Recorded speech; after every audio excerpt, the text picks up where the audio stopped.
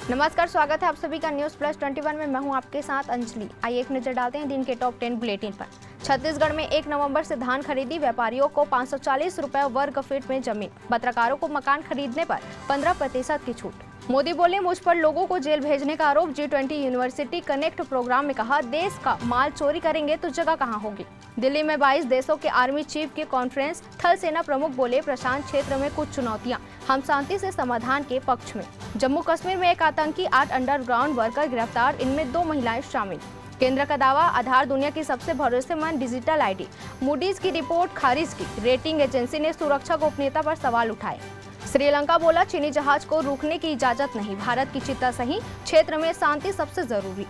आज सोने चांदी में गिरावट, 59,000 के नीचे आया सोना, चांदी 1,500 से ज्यादा सस्ती हुई। एमपी प्रदूषण नियंत्रण बोर्ड में असिस्टेंट इंजीनियर की वैकेंसी, 1 लाख से ज्यादा सैलरी, अधिकतम आयु सीमा 40 वर्ष।